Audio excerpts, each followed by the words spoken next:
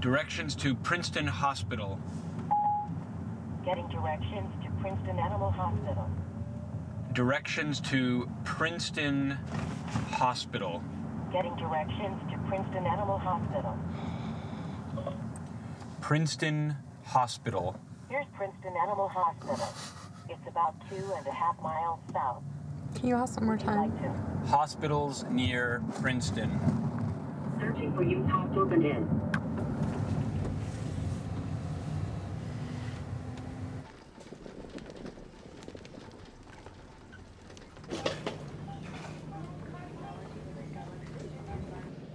What were you saying, love?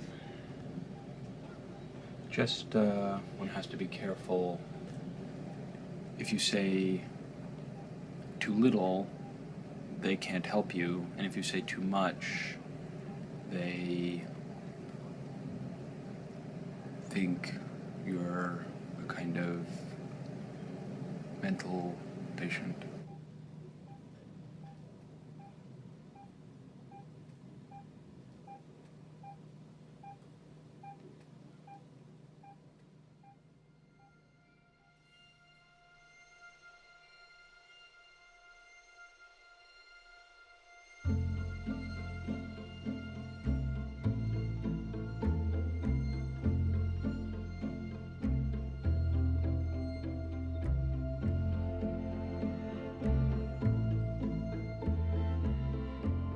From as early as I can remember, I wanted to swallow the world whole. Dreaming about all the places I would go and the things I would see. I thought if I dreamed hard enough, anything was possible. And filmed by Jennifer Brea. Today we talked with the U.S. students studying abroad in Beijing. Well, I know some of us are kind of scared, actually, because We are constantly telling ourselves a story about who we are and where we're going. For example, that's my husband Omar. I met him when I was 25. We were both at Harvard, getting our PhDs. 3 months later, I knew I wanted to marry him. I meet Jen when she's visiting campus. And I'm like, wow, who's that? She's really cute. And Really? yeah, but I've got no game, right? So the whole session thinking like, how do I start a conversation with her? And then at the end of the session, she comes over and talks to me. And I was like, yes. And she says, like, what is going on tonight? And I was just like, this never happened to me. This never happened to me.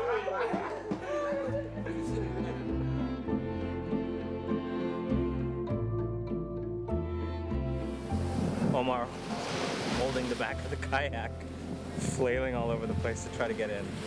Hopefully this is just a kayaking trip, not a metaphor. I mean, sure, we all know nothing lasts forever.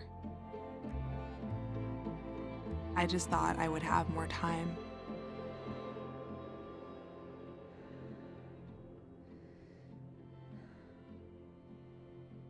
And then one day I got a fever of 104.7 degrees.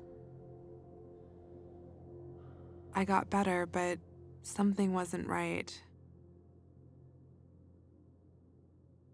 I would go to the kitchen to get a glass of water, and then I wouldn't be able to move again. I don't know what I did to myself. I don't think I can get up off the couch. Ugh. I know you might be saying to yourself, if I really couldn't stand up, why would I be filming it? Well, I kind of think that someone should see this.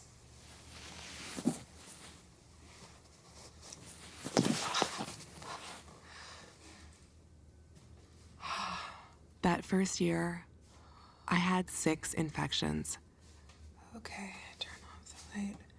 I would basically get out of bed, go to class, and then I was in bed again. I'd go to the doctor and he would tell me, "You're just dehydrated. Everyone gets stressed." So I don't know if this is going to happen at the doctor's office or not, but I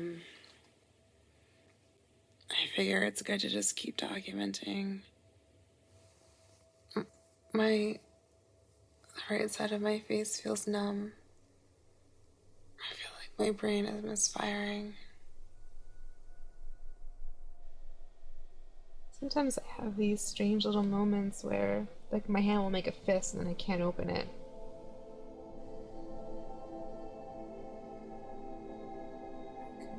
Sometimes I wouldn't be able to speak. I'd have no thoughts, no words. Wow. Wow.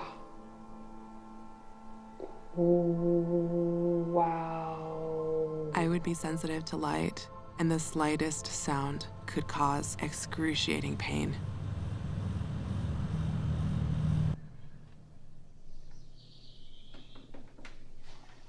I didn't know what else to do, so I just kept filming. I'm gonna stop recording. No, don't.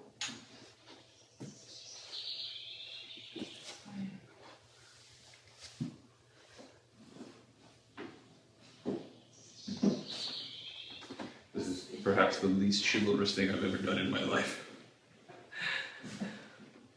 Okay, I'm gonna rest here for a minute. It happened all of a sudden, I don't know. It's like someone turned off the lights or something.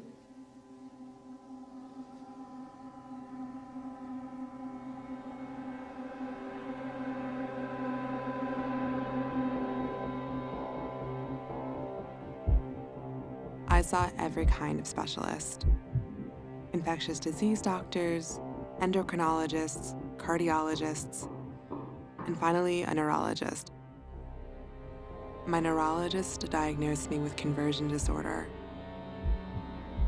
He said that all of my symptoms, even the fever, the infection for which I took antibiotics, were being caused by some distant trauma I might not even be able to remember.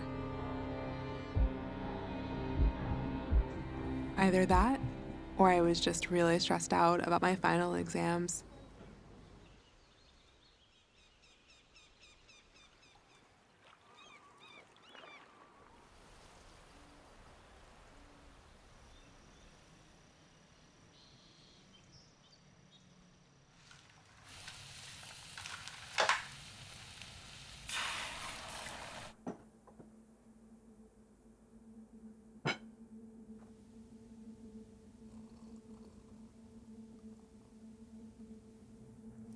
For the next several years, I spent most of my time bedridden.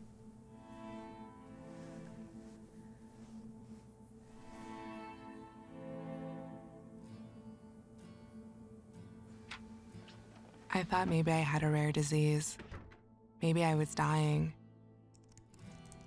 And then I went online and found thousands of other people all over the world, just like me. Yeah, I'm completely bedridden. I've lost the ability to walk. I crawl from my bed to my bathroom and I just think, this is my life. What a shithole. It's the cognitive problems that are the most disabling. I live in a dark room 24/7. I have ME, CFS, that's chronic fatigue syndrome, or myalgic encephalomyelitis, I think is the term that you're supposed to use now. I've had some kind of ME/CFS for about 8 years now. I was 10 years old when I first got sick. I was a really competitive skier. At one point I was ranked 17th on the entire East Coast for mogul skiing. This is the couch. These 3 cushions. It's where I spend my life. And out there, that's all my old life. The chronic fatigue syndrome. It's been called the yuppie flu, Epstein-Barr, and a living hell by those who suffer from it. There's still no adequate medical explanation for it. The experts say it could be triggered by viruses. We all get tired, but is it chronic fatigue syndrome? Some believe that's a made-up condition.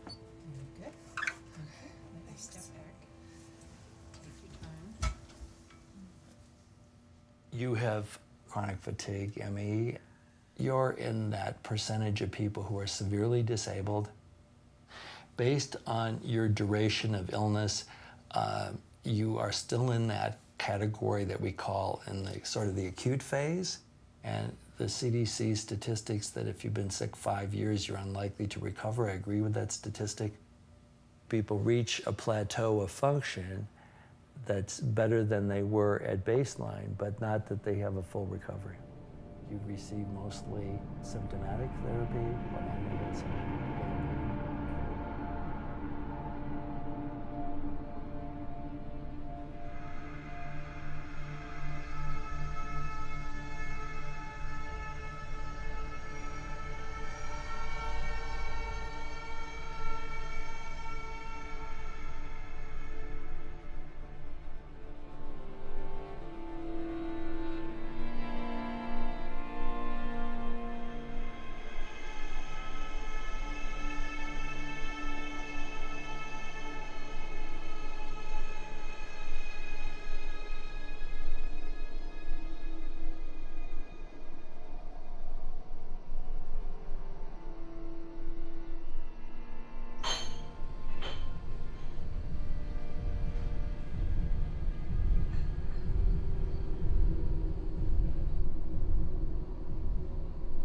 I had no idea if it would be months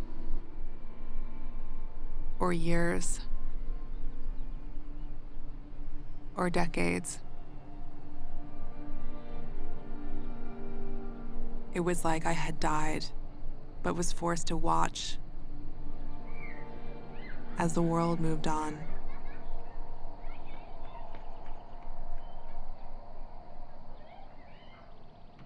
If I completely disappear and I'm in this bed and I can do nothing, then it's like I don't even exist, or that I never existed. And then what was the point of it all, of being born in the first place?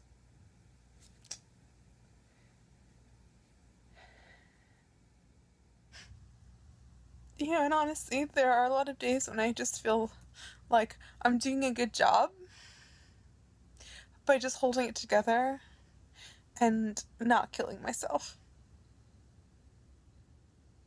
Like, I'm really proud of that. And it's not, I really don't want to die. Like, I really don't want to die.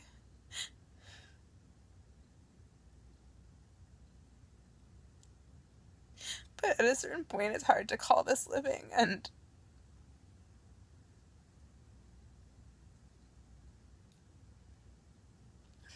I think the grief of all those things I might not do or see or have or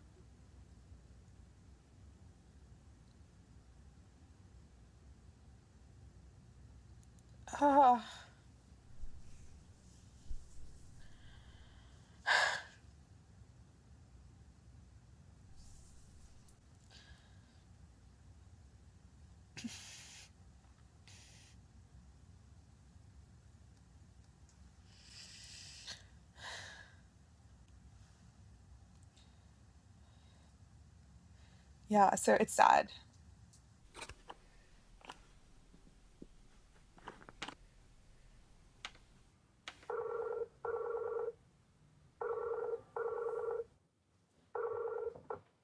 Hi, Jen. Hi. Welcome to my world of one room. I have been severely unwell for 8 years. I found Jessica online. She was so young and had lost so much, yet somehow she found a way to keep going. So I asked if I could film her. Even if we have to do it 10 minutes at a time over like many days, we'll get there. Yeah. Yeah, birthday to you. Happy birthday to you. Happy birthday, dear Jessica. Happy birthday to you. Can you get one? Come on, come on. Excellent. I get to my birthday, and for me that's a really difficult date because I think it's another year in bed. I need your help, Sheffield.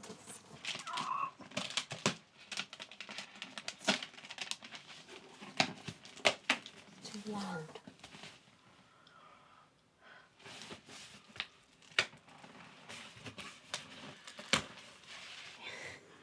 I remember my 16th birthday in bed. I remember my 17th, 18th, 19th, 20th, 21st. I made it into a chair for a couple of seconds for my 22nd, but other than that, I was in bed. You need your injection, don't you? Injection, mit champagne. Champagne. Well, And that, for me, is in a very, very scary, because you don't realise when you're in a bubble quite how much time goes, you know? The everyday joy. Happy birthday. Happy birthday. Have some champagne, tea.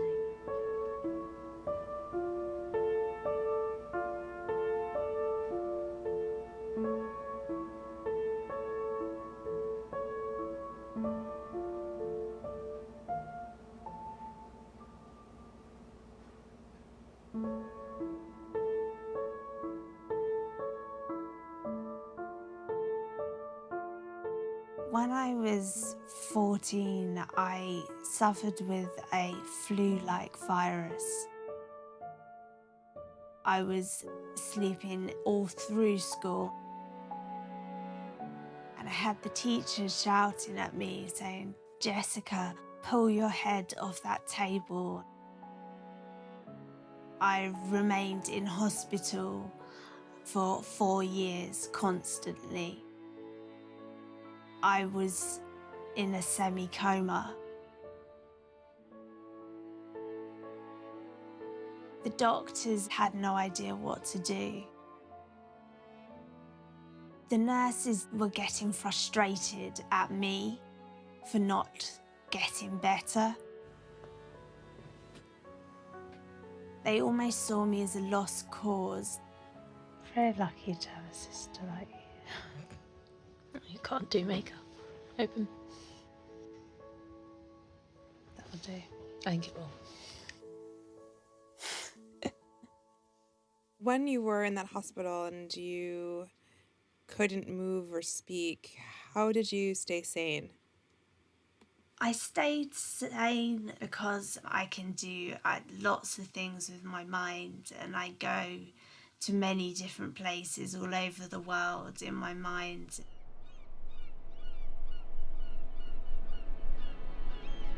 I love Australia because I love the water and I'd love to go scuba diving there.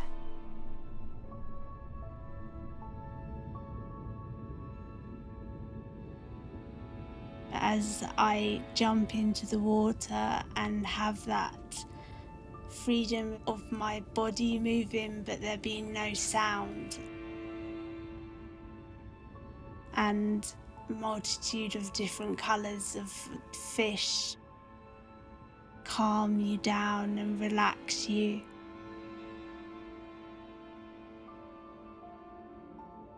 It becomes more and more magical, and still there's that silence.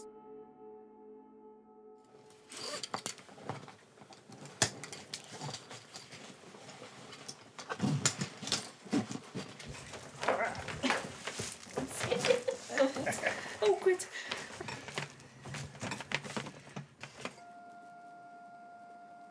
I suffer with severe osteoporosis because I've been bedridden for so long with ME. So I have the bones of a 100-year-old. I'm quite a tall girl. I've actually grown 4 inches in the time I've been bedridden. So I've never actually stood up at this height. About a month ago, I touched the floor for the first time. You all right? Feet on the ground? Feet on the ground. How's that? It's mental. Oh my goodness. When did you last do this? Not for about, probably for 8 years. 8 years? But you sat on the bed with Tom, didn't you? On the edge. Yeah, but I didn't go like this. Push down with your feet.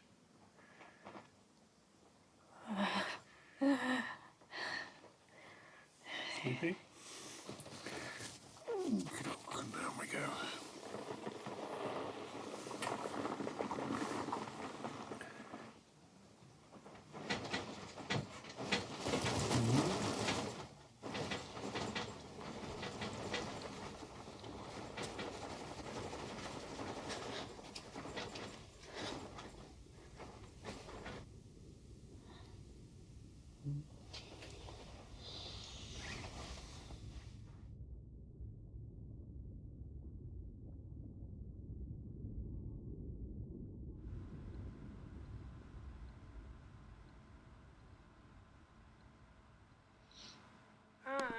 Hi. How's it going? Your video is starting. There you are. I started filming more and more people all over the world from my bed. Camera speeds. Who am I going to be looking at? Oh, you're looking at this camera right there. Jeg filmer nemlig har spurgt, hvordan når man er... I found out that my disease isn't rare at all. 1 million people in the US have it. التعب المستمر. 17 million around the world. Le duele mucho el cuerpo y no puede sostenerse de pie ni sentada. So that means it's twice as common as multiple sclerosis. Like MS, it's a spectrum disorder. I know people who can work, and you'd never know from looking at them that they were sick, or who can walk but have cognitive problems.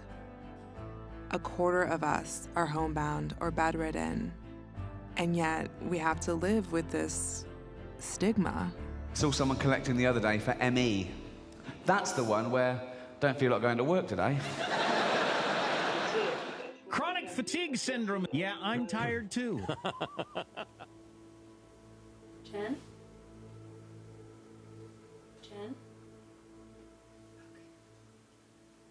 Let's lay down. So Jen is calling in. Do you see the... Oh. Jen? Hey, there you are. You look comfy. Nancy 1, take 1. Mark. I'm Nancy Klimas. I'm a clinical immunologist, which is the study of the immune systems. Clinical immunology is a kind of a very small specialty. There aren't very many people around that do clinical immunology. I was one of a kind. I was the only immunologist at my university. The year was '84. That was the year the HIV hit the scene big time. My practice was people without HIV, were people who didn't make antibody, people that were getting sick without explanation. A patient came in to see me, and she had been brutalized by the healthcare system. She was terribly ill, she was profoundly fatigued. She'd been put on antidepressants without any depression. She'd been put on antipsychotics without any mental illness whatsoever. It was shocking. So I was listening to her. She was just telling me this story. She says, if you would just at least look at my immune system and see if there's something wrong. We had this amazing laboratory that could look at all kinds of parts of the immune system. So I put her through the whole 9 yards, everything we knew how to do at the time. And I came back to her about 4 weeks later, and I said, I'm sorry to say that there's something terribly wrong with your immune system. And your cells that are antiviral just don't do much in culture. They can't kill the virally infected targets. You're making all kinds of inflammatory cytokines. This is a sick immune system. Well, she burst into tears, and I thought, oh my God, You know, poor thing. Oh my, I'm such an idiot. I mean, I must have said this wrong. I should have broken it to her. She was crying with joy. It was joyful tears because she had been told by everyone there was absolutely nothing wrong with her. It had to be in her head. And I was telling there was something terribly wrong with her, and she was thrilled, happy, joyful because it wasn't in her head. So then this word of mouth thing happened, and I had about 25 patients. And I did this same workup, and there was a consistent look. So we published a paper that said that there was a natural killer cell deficiency. These cells that are antiviral couldn't kill viruses. This illness appeared to be a form of an acquired immune deficiency. Now, if you go back historically, you can see illnesses very similar to this called many different things. Over the last century, there have been roughly 70 outbreaks of a strikingly similar disease. In each case, often following an outbreak of a virus like Epstein-Barr or Coxsackie, a small percentage of people never seem to get better. For a long time, it was seen as a new form of polio. And later, encephalomyelitis, which means inflammation of the brain and spinal cord, until an outbreak in the 1980s, when it was given a new name. A mystery disease has struck the town of Incline Village, Nevada, a disease for which doctors have no cure. Doctors have diagnosed more than 200 cases of the same illness in this area. In all of my years of training and practice, I've never seen anything quite like this. She's talking out of the lens. Yes. Okay, all right. Conversation with the audience. Do you remember the beginning of the outbreak of what would later come to be called chronic fatigue syndrome? I can recall to this day those moments. One was an epidemic of apparent mono in a girls' basketball team. And by July, August, we had over 200 cases of adult viral-like syndrome. It wasn't the fact they were showing up sick. It was the fact that they remained sick as the years went by. They not only remained sick, their sickness actually evolved into something different than it was at the beginning. Fatigue. Now they were complaining of severe and debilitating fatigue. They began to complain of strange cognitive complaints. We were certain we were looking at something that we had never, ever heard of before, and began thinking about asking for help. When the CDC came out to investigate, they looked at patients' charts. They noted that all of their lab results were normal. And then they went skiing. Dr. William Reeves, the man in charge of investigating chronic fatigue for the CDC, told us over the phone that 1, there is no viral cause for this problem. 2, there are no immune system abnormalities in patients with chronic fatigue. And 3, there are no clusters. So when asked about the illness at Lake Tahoe, he said that was hysteria.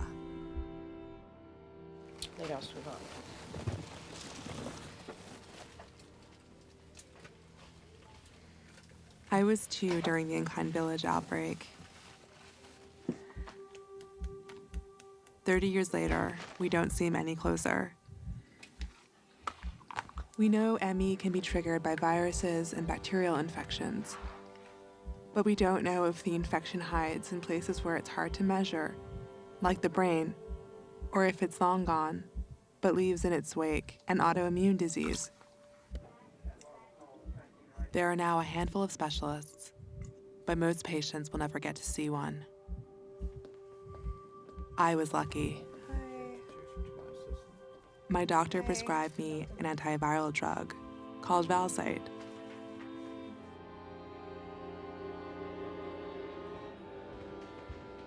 Two days later, I was walking again.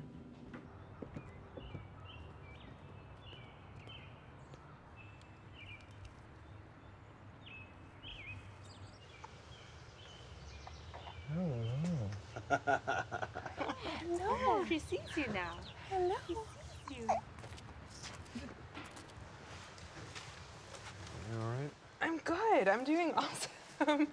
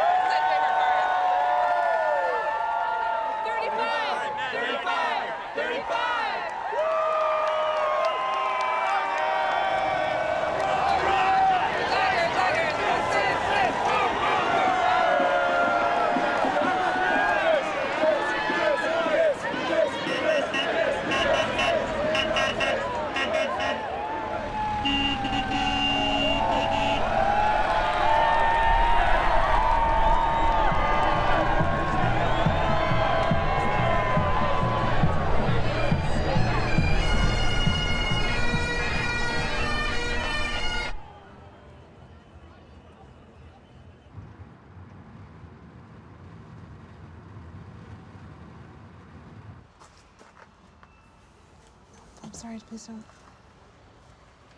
Oh, God. Ah! Let's get you some magnesium. Stop! I can't. I could feel everything in my head swelling, pushing out my eyeballs.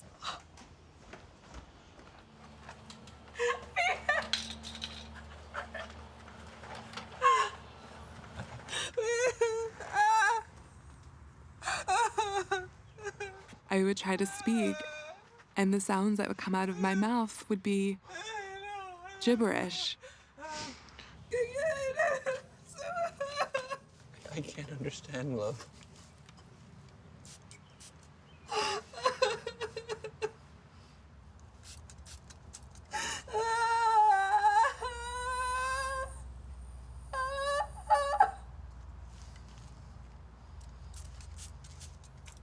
It's gonna pass. I can't. I can't.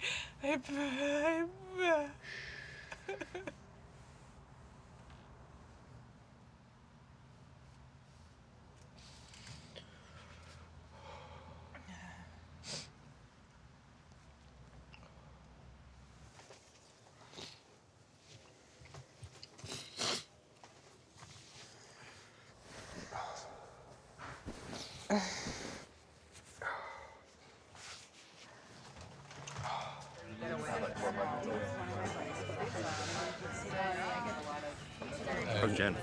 All right. She's much improved from 2 hours ago. But, you know, it's still, I still feel very lucky.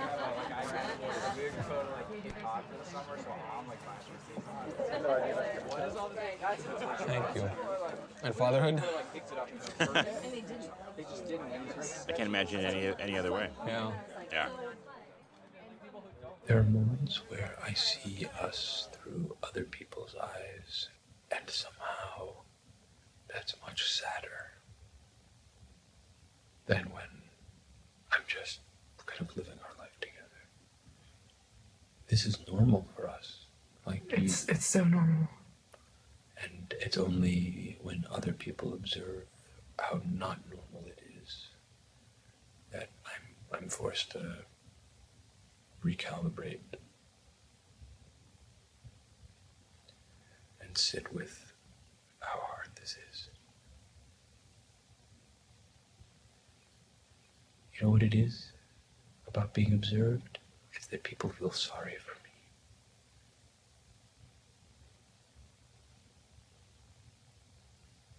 And I don't know why that. Baby, I'm so sorry.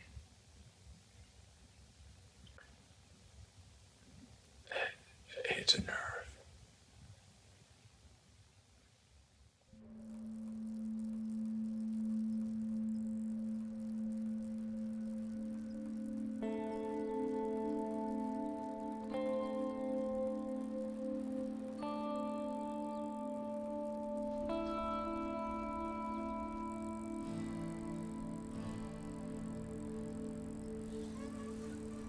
He's the guy that first introduced me to email 10 years ago.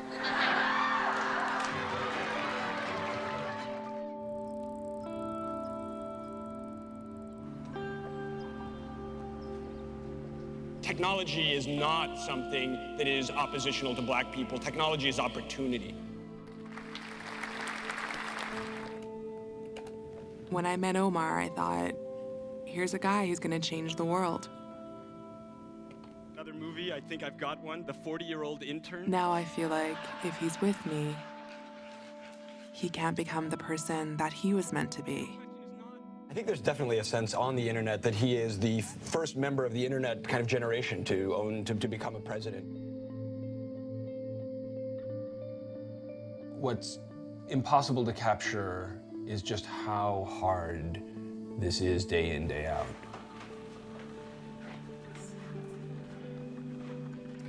It's hard to go on Facebook and see friends having kids, raising kids, and just feel like our lives are frozen in this kind of sickness amber.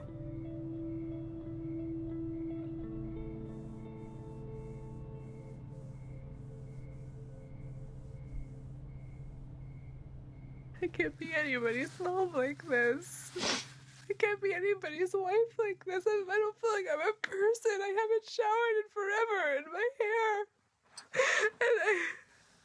And I have nothing. I can't give you anything. You're my wife. I can't give you anything.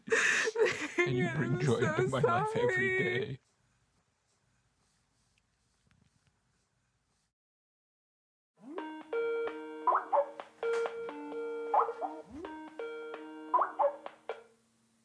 Hello? Hi, Jen. Is it super bright in there? Or how is the light for you? I usually keep it really dark in here, but it's okay.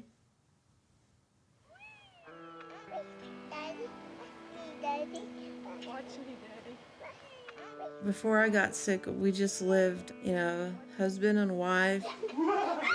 The wife had dinner ready when the husband came home and the house clean. And when you first got sick, what did your husband think of all of this as it was happening? I saw 10 to 12 doctors that told me there was nothing wrong with me. I think that's maybe when Randy started doubting a little bit about how sick I was. Oh, you got. And all of my husband's family, they were just immediately jumped on that. Oh, it's something mental. If the doctors can't find something, it must just be in her head. It's a gun? Ruger, 7.5 inch. Man. We were married for 14 years, and I kind of feel like that's about as much as he could take.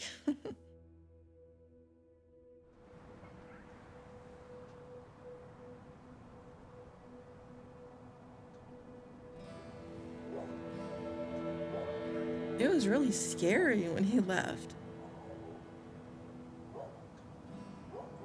I was worried about how I was gonna cope with everything, how I was gonna do everything.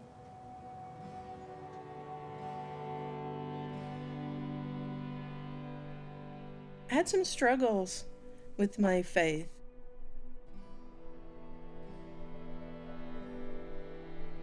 I just felt so alone.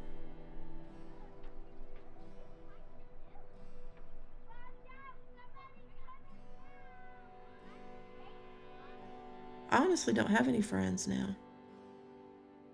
They're gone.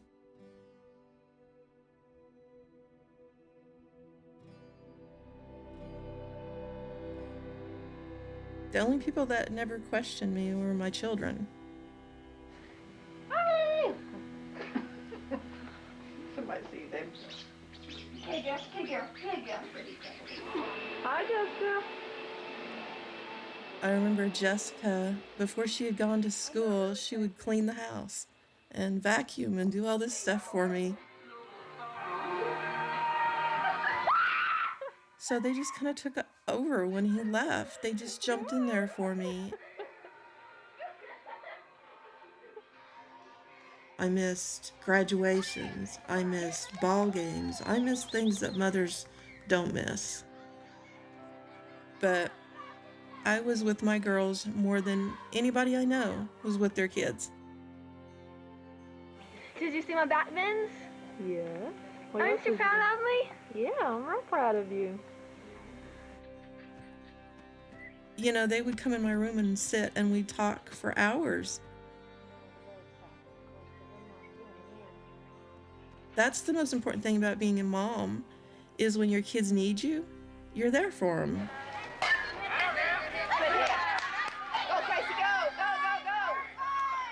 I thought the worst day of my life was when I got diagnosed, but it wasn't. Casey. It was when Casey got diagnosed. That was the worst day of my life.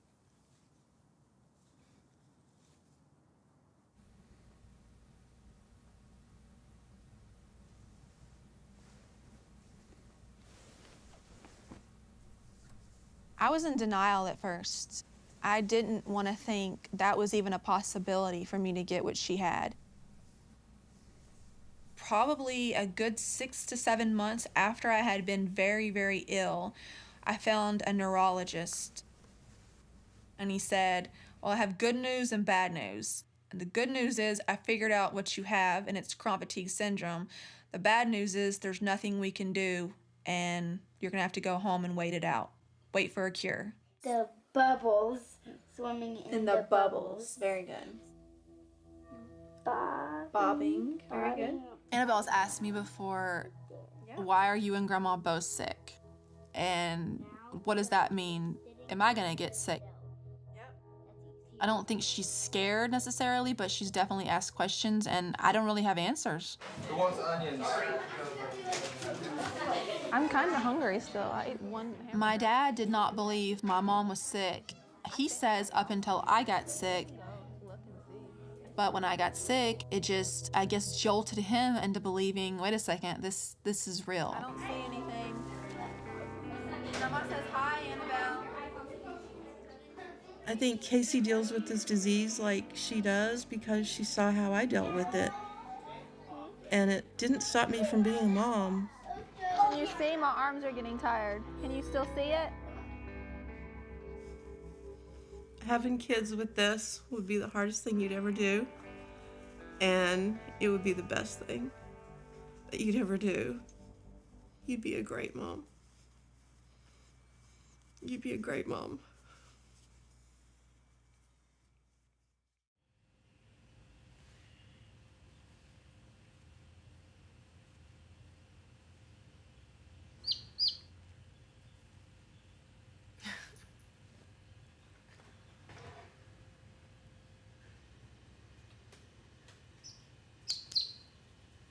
You're like an hour old. I was starting to see that maybe we didn't have to let go of everything we'd hoped for.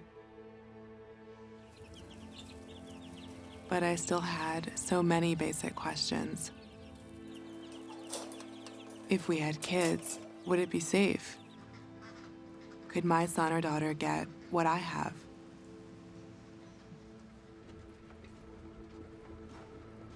And I didn't know why so many doctors couldn't answer these basic questions. Doctors want to know what to do, but it's not in the textbooks of medicine. What are we supposed to do? You know, so they have to go the same place you go and Google it.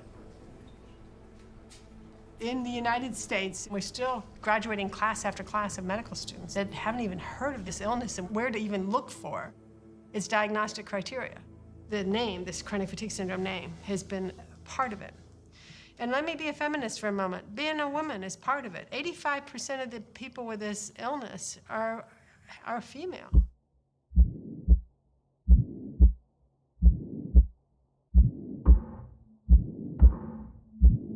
Hysteria. It's an idea as old as written history.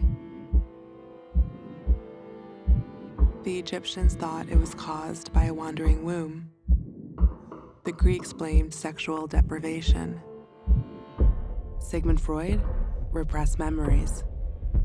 Some lessons of childhood can become the source of illness which has no discoverable basis in physical condition. Today, what we'd like to do is to demonstrate the mechanism known as convergent reaction. Our patient is a young woman. She had some rather puzzling symptoms.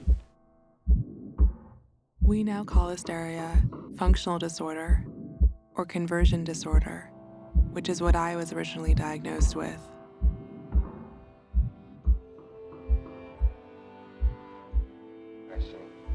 I hear from women all of the time who were later diagnosed with fibromyalgia, Lyme disease, lupus, who were initially told they were hypochondriacs. 80% of autoimmune disease patients are women. I can't help but wonder if that's why we're disbelieved. Feelings of more than usual tiredness, nervousness, and discomfort. It suggests emotional difficulties which the patient herself does not understand.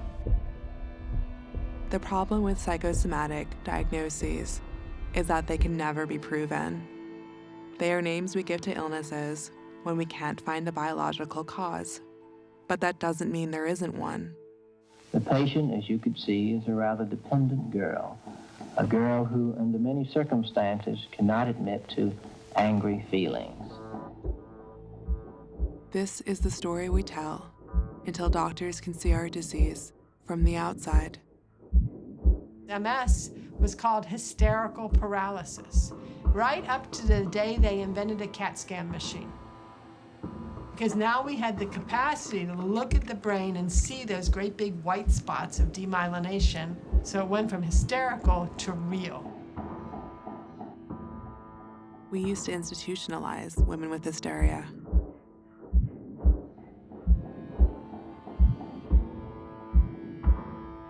It's always tempting to look at the past, something strange and distant, to say, thank God we know better now.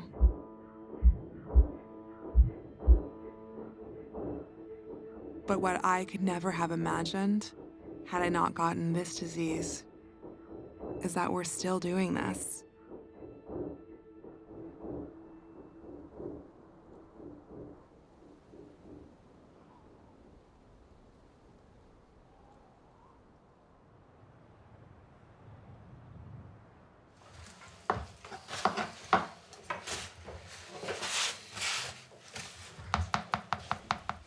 Så skete der jo det den 12.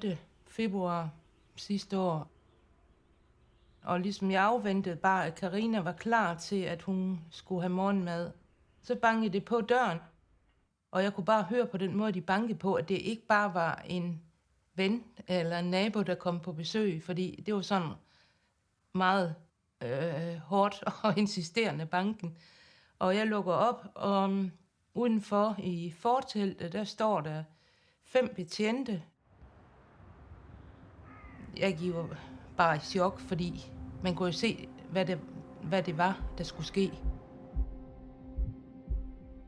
Jeg sagde, I kan da ikke bare brase ind til en dødssyg ME-patient.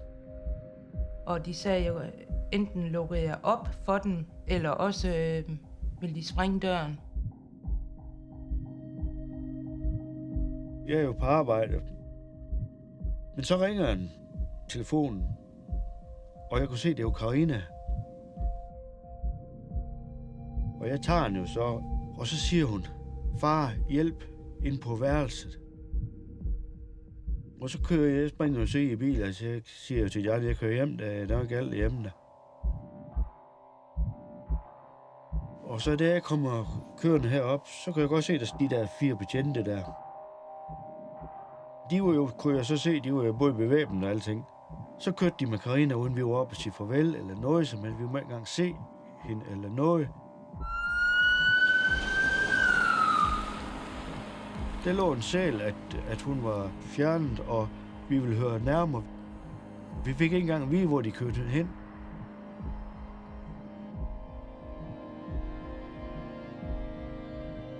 Det er 1 år siden, jeg har set min datter.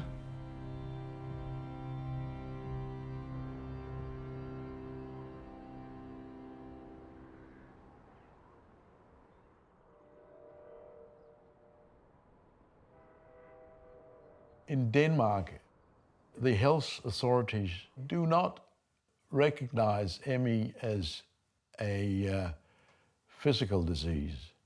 They said it is a psychiatric disease. Sygdomme som fibromyalgi, tinnitus, kronisk træthedssyndrom, parfumeallergi og en hel række andre er siden 1999 puttet i en fælles hat, der hedder funktionelle lidelser. Og vores praktiserende læge dengang, han foreslog, at vi skulle få Karina sendt til psykiater. Eller nej, det sagde han nævnte ikke psykiater, men det var til forskningsklinikken for funktionelle lidelser i Aarhus ved Per Fink. Og for 15 år siden, der blev du sat i den her stol og skulle finde ud af, hvad funktionelle lidelser det var. Har du fundet ud af, om det er en fysisk sygdom eller en psykisk sygdom? Nej, det har jeg absolut ikke. Og det er også et spørgsmål, der for mig er næsten umuligt at besvare.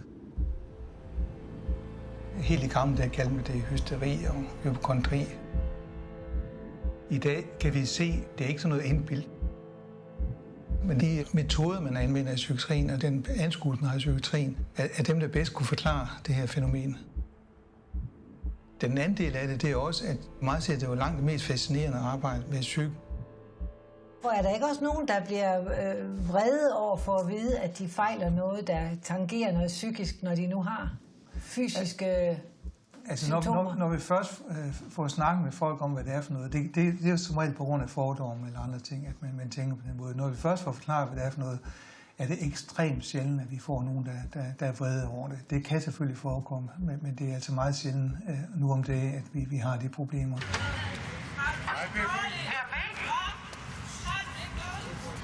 Undskyld mig, har du tænkt dig at lukke Karina ud snart, eller har du tænkt dig at ignorere folk, eller?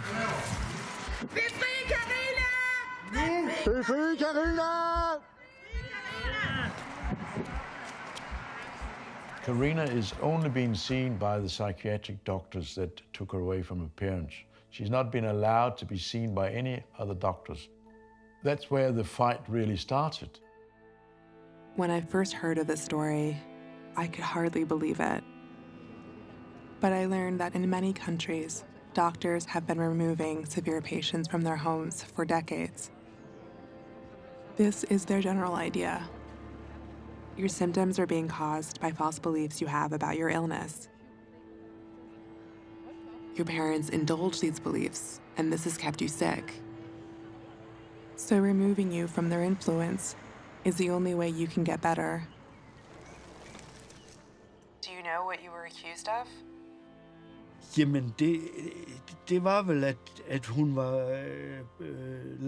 var inde i et mørkt rum, eller et lysdæmpet rum, og ligesom om, at vi holdt hende fanget, det har jeg sagt.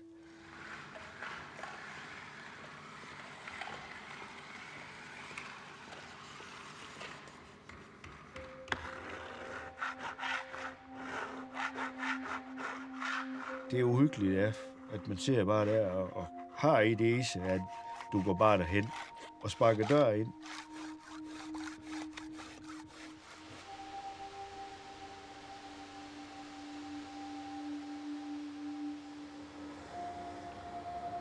Men jeg er jo klar over, hvis jeg gør det, så går det ikke længe inden, så er jeg sat fast nede i Aarhus. Præcis det psykiater, de siger, det var godt, vi fik hende fjernet der for den der.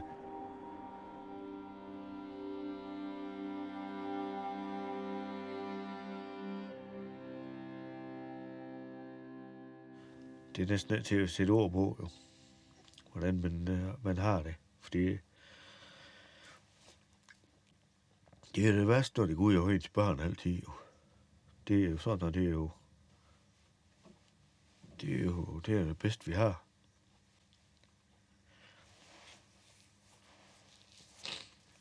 Undskyld. Nej.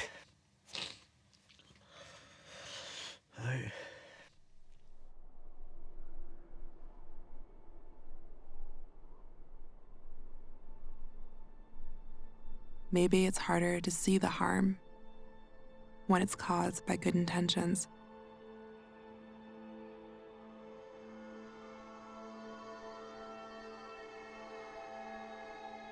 When my neurologist diagnosed me, he said my symptoms were caused by a distant trauma, one I might not even remember.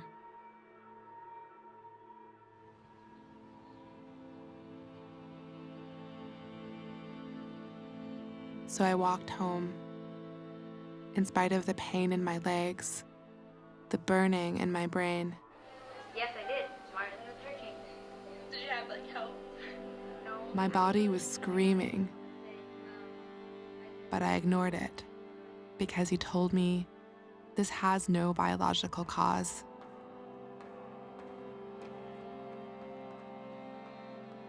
As soon as I walked through the door, I collapsed.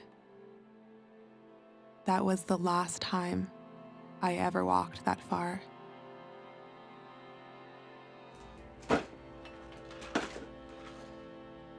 I used to be angry. Maybe I still am. but I believe my doctor wanted to help. When medicine has no answers for you, where do you turn?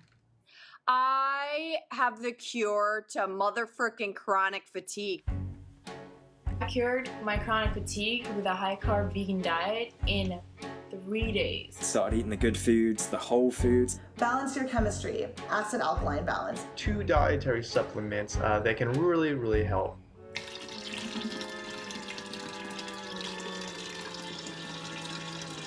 It's like a space alien. The lightning process changed my life. I've been tapping a lot. I take magnesium every day. I don't really know what's going on, but something I'm taking, it feels like it's working. Of course, I would never know what it was, because I just added 5 new things, and... Ooh, delicious gastrointestinal support. Yes!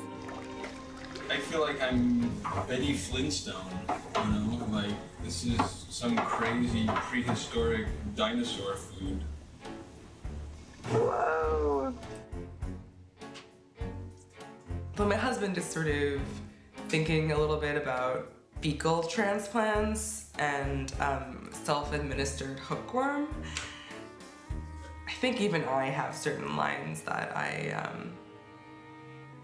at least at this point in time, am not quite ready to cross.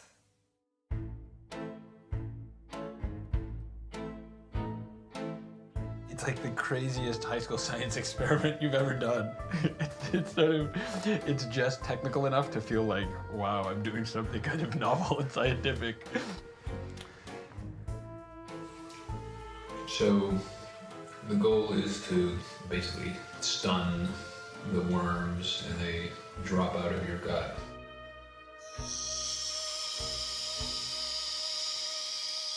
Okay. A few months ago, I started avoiding really small amounts of toxic mold, and since then, my exercise intolerance has disappeared. I'm trying to avoid mold at all costs. Well, there is quite a bit of evidence of the toxicity of mold. I started hearing from more and more people who were seeing huge improvements by leaving their homes and going to drier climates.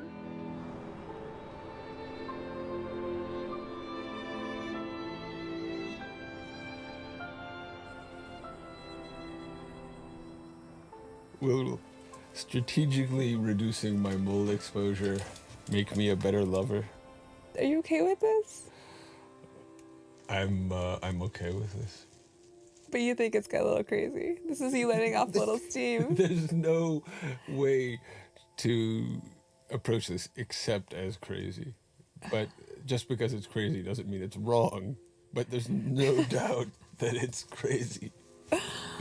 I know. Well, I'm walking. Yeah. On a path. Yeah. Like, because it's...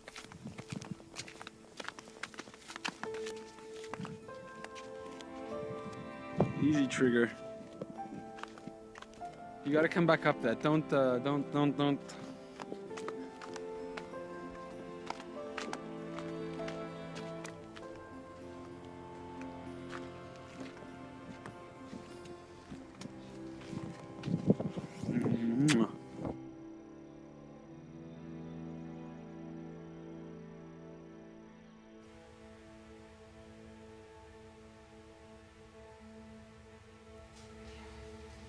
What can I do? Outside. Okay, let's...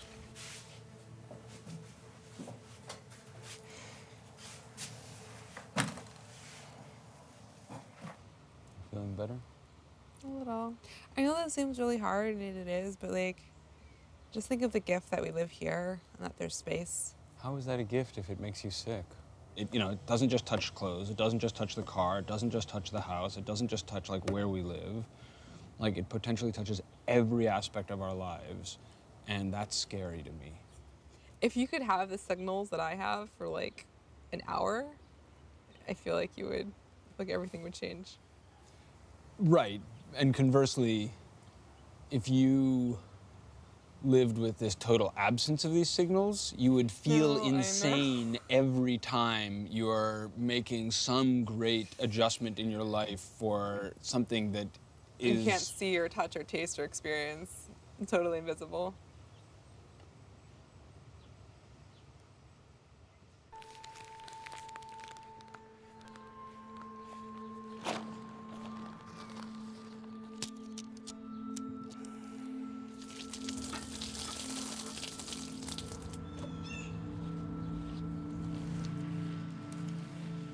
Definitely do not go inside.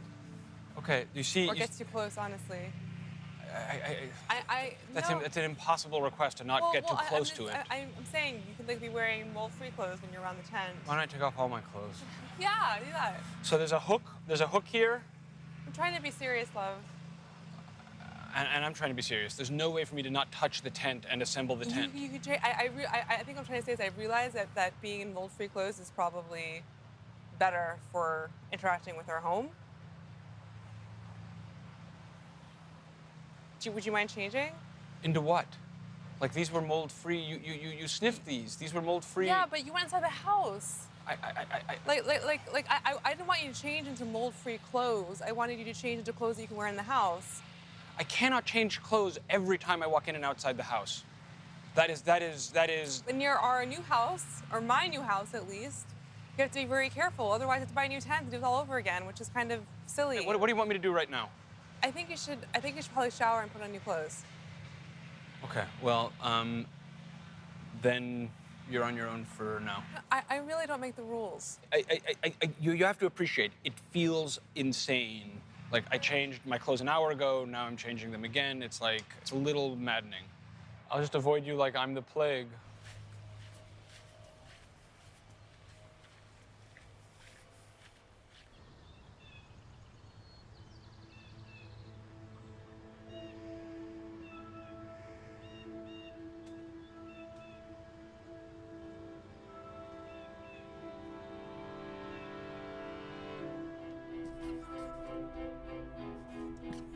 I used to think if I looked hard enough, I was going to find a cure.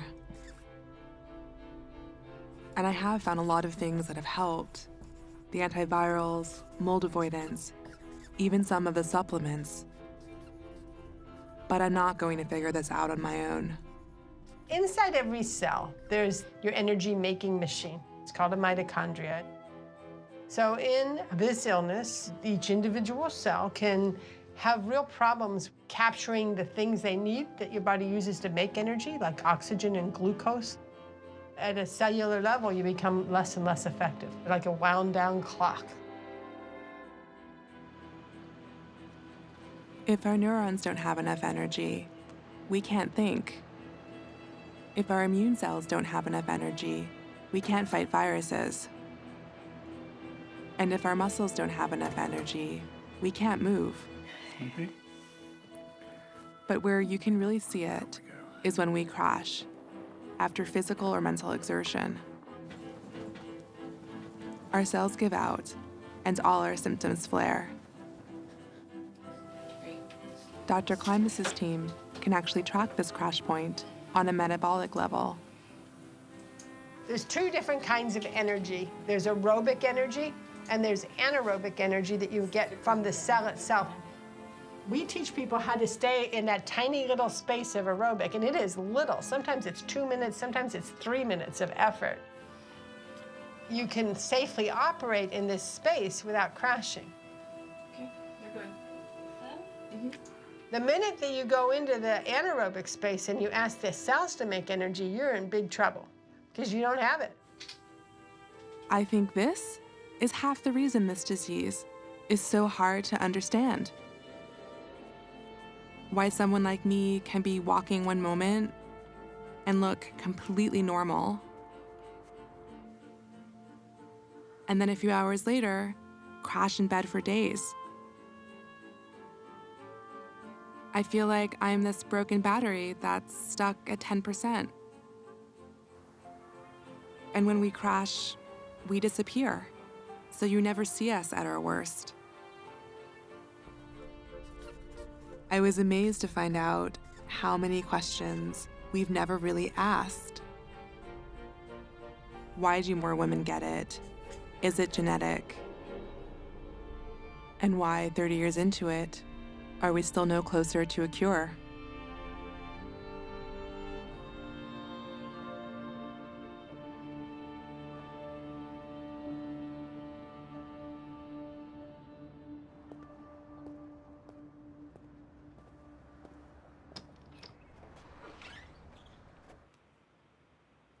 Hey, how are you doing? Oh, good. This is kind of amazing type of interview. Yeah. You've spent your life tackling really hard problems. Why has it been so hard to figure out what's going on in patients like me? What's usually hard about a problem is that you often have to take a very different perspective than what is conventional. I look on trying to figure out CFS is one of the most difficult things I've ever tried to tackle. CFS is an extremely complicated disease involving the immune system and the brain and who knows what else. Plasma, we perform... We're studying a very small population of severely ill patients, and we're collecting billions of data points on each patient. A subset of the DNA performing whole genome sequencing. We're probably collecting more data on an individual than has ever been collected for any disease in history. And I've teamed up with really superb scientists. 3 of them have a Nobel Prize. And in 2-3 months, we'll have some data to sit at the table and look at, not publish, just, some of the data to look at that would be real.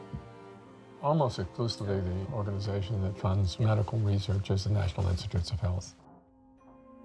Chronic fatigue syndrome is the lowest funded of any major disease, by a lot.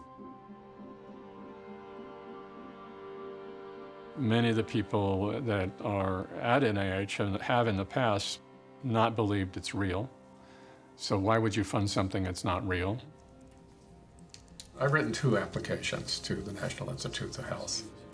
Both of them were turned down without review. You have to attempt every door at NIH. If we get shut out from every door, then the only recourse we have is go to Congress.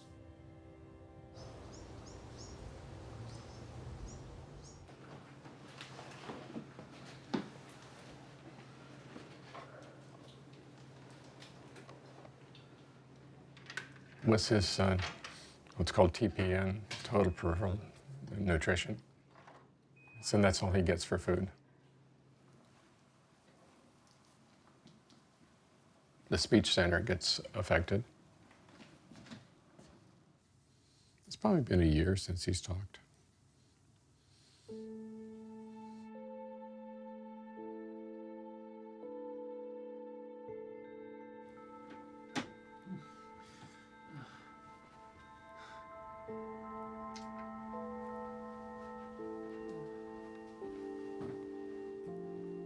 He loved traveling and taking photographs. One day he asked us to take his camera out of his room. And then he motioned for me to let him hold it for a minute. And he just hugged his camera and then told it goodbye, and I took it out of the room.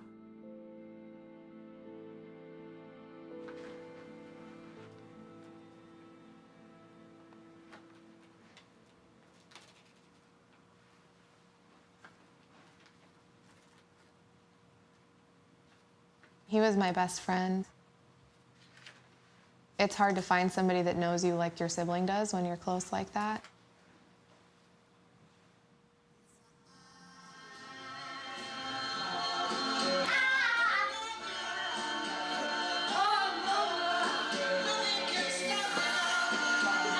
March 26, 1990.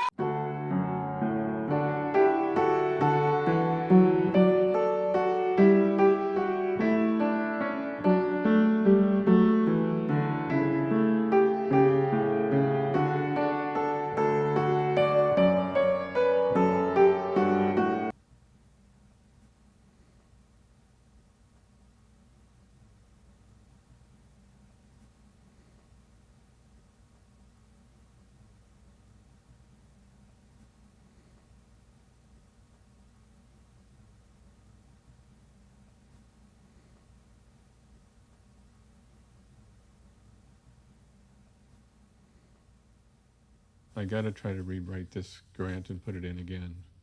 I just found myself getting pissed off. All these people are clamoring for funding and they tell you no for the stupidest reasons. I think they'll come around. I just worry how long it's going to take them to come around. Well, Their maybe we structure should is- tell them that they have we'd a like them to lousy come structure. around before our son is dead. Yes.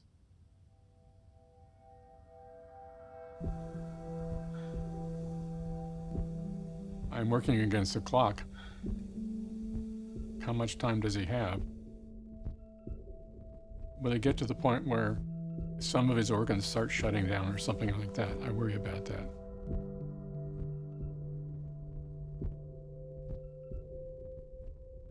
Sometimes I just dream that that door opens and he walks out the door. One of the highest death rate from CFS is suicide, which really, really scares me because I don't want him gone before they figure out a way to help him.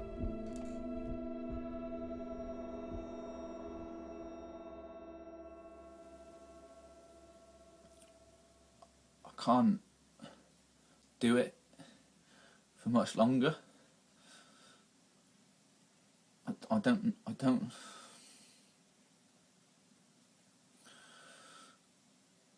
It's just like I'm just watching my life disappear. I'm watching everybody else grow up and do all the things that people do when they grow up. I just spend all my life in a house watching the world just pass.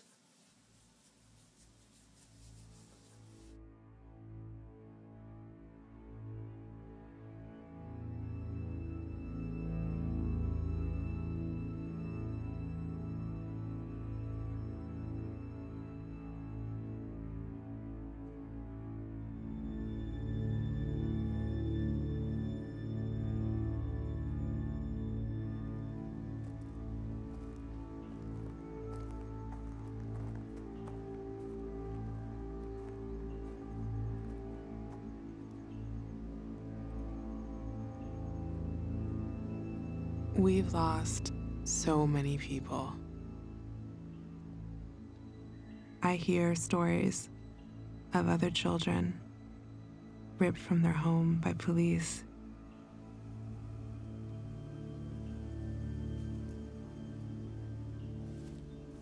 I've lost friends to suicide. I've had friends who were doing okay and then just got worse. Sickness doesn't terrify me, and death doesn't terrify me. What terrifies me is that you can disappear because someone's telling the wrong story about you.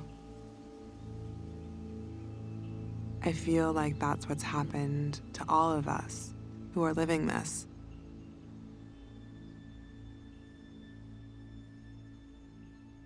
And I remember thinking, there's no one coming to look for me because no one even knows that I went missing.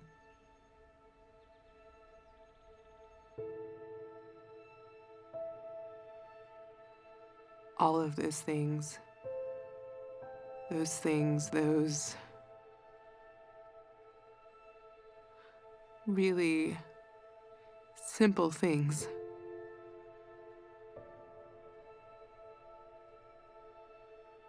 Not realizing how fragile they were because you never do. You never do.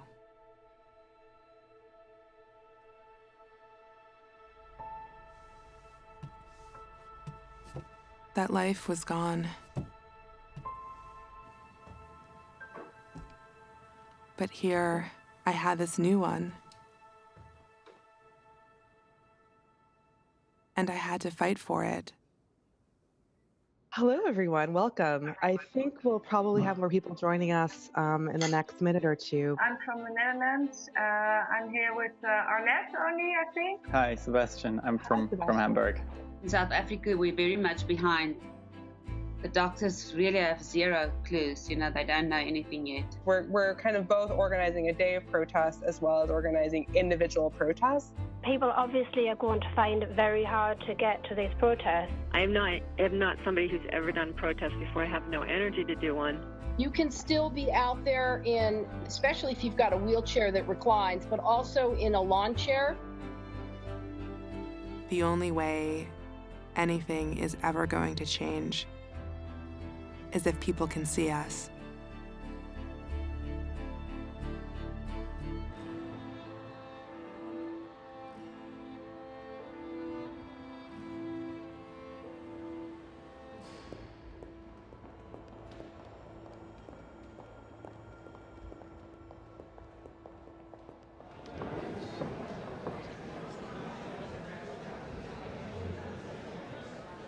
Der ved vi, at der er nogle psykologiske faktorer med den måde, vi selv tænker på vores sygdom. Det er jo så bestemt, hvordan vi reagerer, og hvordan vores adfærd er over for sygdommen. Og det kan så gøre, at vi får en uhensigtsmæssig adfærd, og dermed kan vi vedligeholde sygdommen. Okay. Jeg må indledningsvis sige, at jeg er fuldstændig uenig med Per Fink. Per Fink hævder, citat, jo mere de fysisk syge protesterer mod at få en psykiatrisk diagnose, desto mere psykisk syge er de. Kommentar. Altså kan vi tvangsindlægge og tvangsbehandle folk. Men at konvertere fysiske lidelser til psykiske lidelser, som Per Fink gør i forskningsklinikken, er en stor fejl. Jeg vil sige, at grunden til at involvere mig i funktionelle lidelser, det er de voldsomme overgreb, der er sket på en 24-årig kvinde, og hun er blevet tvangsindlagt, tvangsbehageholdt. Jeg synes ikke, vi skal gå ind i enkeltsager her. Det er ikke retfærdigt. Og det hendes skæbne har gjort, at folk landet over med ME er bange for at lade sig indlægge, fordi de er bange for... Så ja, du fortsætter, Stig, så jeg vil gerne bede dig om at gå ned, og så fortsætter vi med næste taler. Jeg skal bede om ro. Jeg er nødt til at bede om ro, ellers afbryder jeg. Jeg synes ikke, det er en fair behandling, at du giver mig, Karen. Det synes jeg bestemt ikke. Men sådan er det. Det er jo demokratiet i en nødskal. Tak.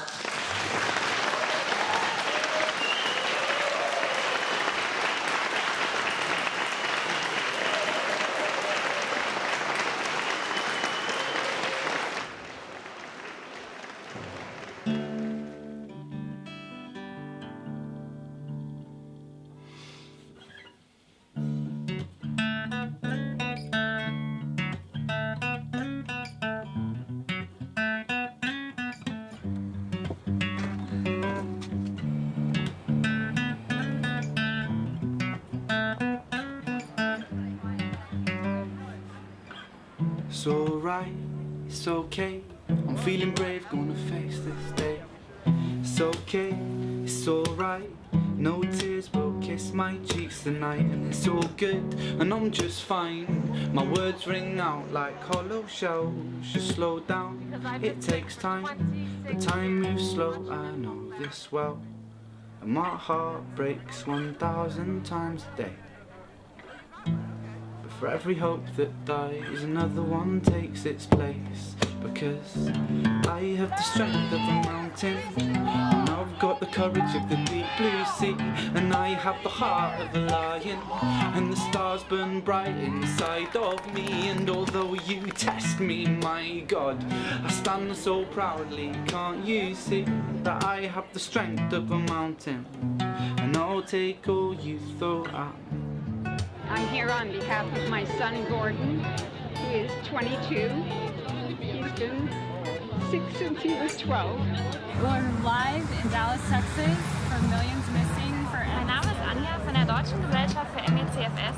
We're on our way to Millions Missing protest in Lansing. We stayed at the hotel Lansing. Hey everybody, we're here in Melbourne. Vi gjør som normale tenåringer, som å gå på kino, kafé.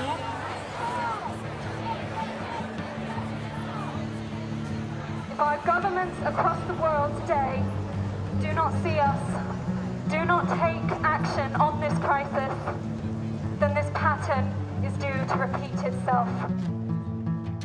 I have the strength of a mountain. I've got the courage of the deep blue sea. I have the heart of a lion, and the stars they burn bright inside of me. And although you test me, my God, I stand so proudly, can't you see? I have the strength of a mountain, and I'll take all you throw at me.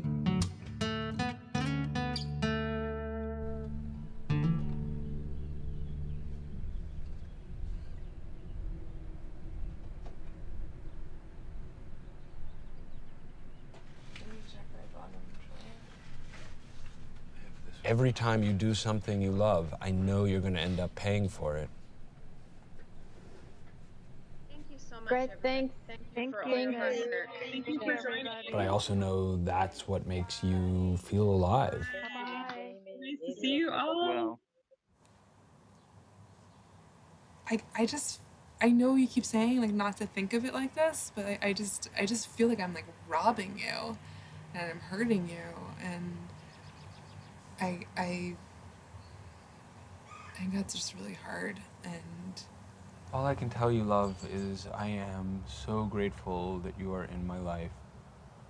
You know, if I can talk to you, if I can like hold you tight, I'm good.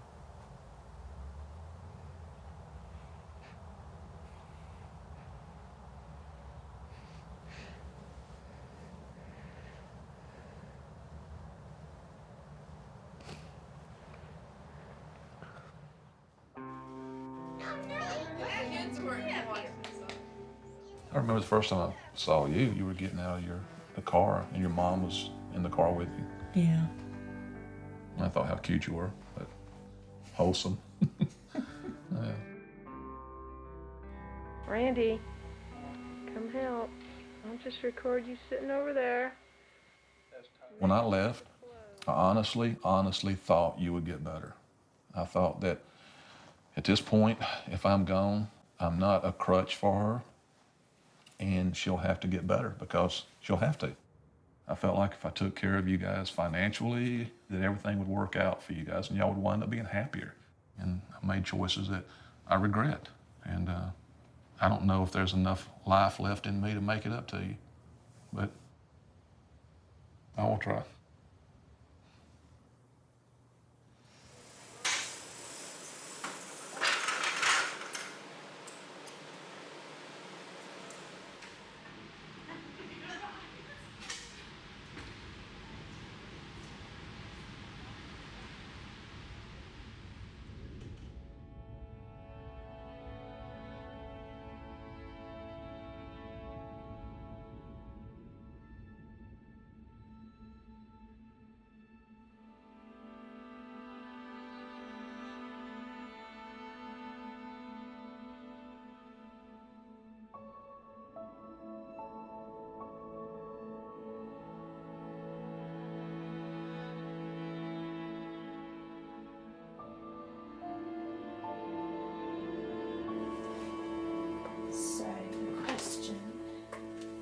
My Emmy goes up and down.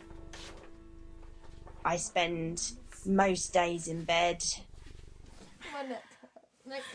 Stop touching me. Life doesn't just stop because you've got severe Emmy. Family Feud. Day one.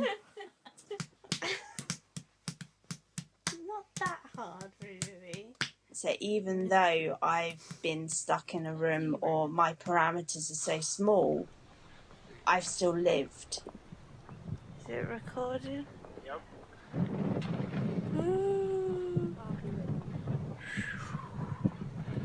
Ready?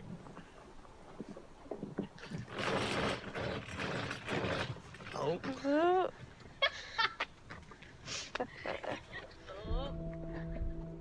Right, what way are we going? This way. Before I got sick, every book I read, every movie I saw said, when you fall ill, either you will find the cure or die trying. You get sick like I did. It always ends in triumph or tragedy. But that's not my story. At least, not yet.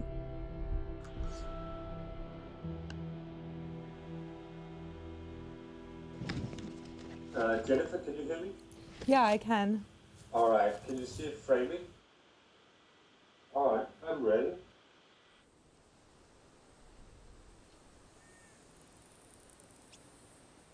There's the sun.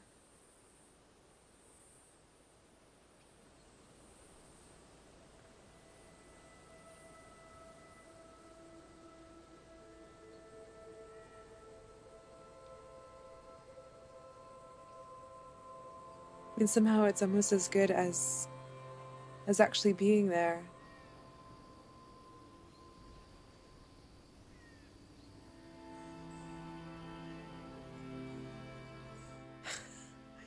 This is so beautiful. This is incredible. I don't even...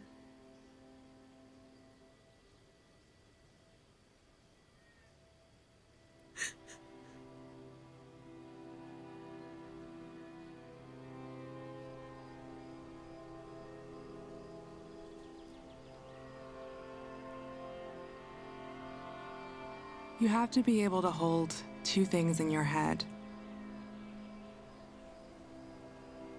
This illness destroyed my life. But what it showed me, I could never give that back.